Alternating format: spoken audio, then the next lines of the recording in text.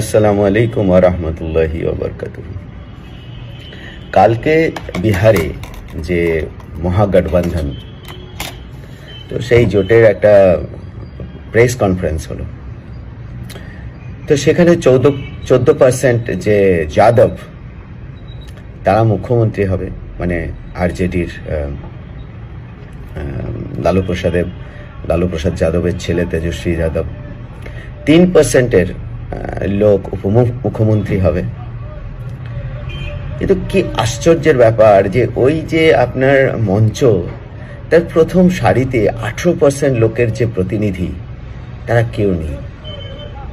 তারা কি মুখ্যমন্ত্রী তো ছেড়ে দিন, তারা উপমুখ্যমন্ত্রী, তারা কোন পদ পাবে, তাদের কি সংরক্ষণ হবে কি না হবে, তা নিয়ে কোনো কিন্তু কথাবার্তা নেই।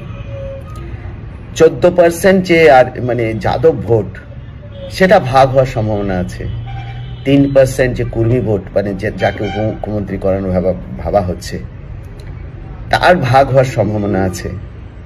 কিন্তু আজকে 18% যে ভোট, মুসলমানদের যে 18% ভোট, সেটা প্রায় সীমাঞ্চল বাদ দিয়ে প্রায় পুরোটাই প্রায়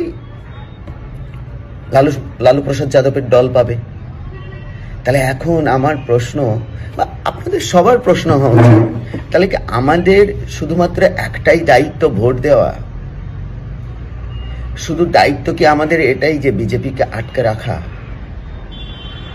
শুধু বিজেপিকে আটকাতে হবে বলে এই দায়িত্ব দিয়ে, মানে এই ন্যারেটিভের ভিতরে আমাদের সমস্ত অধিকার, আমাদের প্রাপ্য যে জিনিসগুলো, সেগুলোকে কি এভাবেই মানে ধ্বংস করা হবে? মানে এইটা ভারতবর্ষের প্রত্যেকটা মানুষের, বিশেষ করে মুসলিম সম্প্রদায়ের মানুষের ভাবার দরকার আছে যে আপনারা কি পাচ্ছেন। আলটিমেটলি এই যে বিজেপিকে বাঁচাতে হবে এই ন্যারেটিভের আন্ডারে আপনার সমস্ত কিন্তু অধিকার ধীরে ধীরে ধীরে ধীরে সংকুচিত হচ্ছে। তেজস্বী যাদব হোক বা অন্যান্য যারা রাজ্যের অন্যান্য যারা লোক হোক, তারা কিন্তু মুসলমানদের অধিকার নিয়ে বিন্দুমাত্র মানে চিন্তিত নয়। তারা শুধুমাত্র চিন্তিত নিজেদের সিট জন্য, তারা কি করে মুখ্যমন্ত্রী হতে পারবে।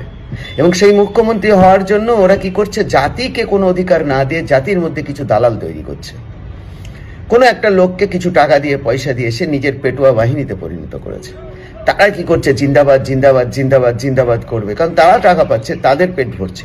শুধুমাত্র ওই কটা লোককে টাকা দিয়ে পুরো জাতির যে হক, 18% মানুষের তো একটা গণতান্ত্রিক অধিকার আছে রে বাবা।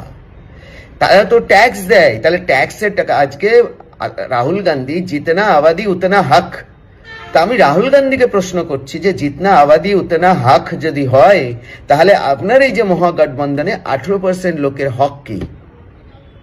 আজকে 3% লোক যদি উপমুখ্যমন্ত্রী পায়, 14% লোক যদি মুখ্যমন্ত্রী পায়, তাহলে 18% লোক কি পাবে? তাদের হক কোথায়? 18% আবাদির লোকের হক কোথায়? এই জন্যই না কংগ্রেস, এই জন্য এই সেকুলার দলগুলো, এদেরকে বর্জন করা উচিত। মুসলমানদের পুরোপুরি বর্জন করা উচিত। কিচ্ছু দেয়নি এরা, কিচ্ছু দেয়নি। এরা শুধু মুখে বড় বড় লেকচার মারে আর কিচ্ছু দেয়নি কোনো কিছুতে, কোনো জায়গাতে। এই বিহারে এই আরজেডি থেকে শুরু করে যত সেকুলার দল আছে, আজকে পশ্চিমবঙ্গে 295টা লিস্টে নাম বেরোলো। ভুল করেও এত বড় ভুল হয় না। কি করে ভুল হতে পারে? আপনি 30% মানুষের একটা প্রতিনিধি নেই। 30% মানুষ কি তারা কি করতে আছে? আজকে 35% মুসলমান আছে, সব ভোটটাই আজকে আমাদের শাসক দল পেয়েছে। আর এইটা নিয়ে কোনো কথা বলার, যতগুলো টাউট তৈরি করা হয়েছে, তারা কেউ কথা বলে না। বলবে কি করে? কারণ তাদের পেটের মুখে তো ঠুসে ঠুসে ঠুসে ঠুসে মমতা ব্যানার্জি দিচ্ছে না। যাই হোক, এতটাই।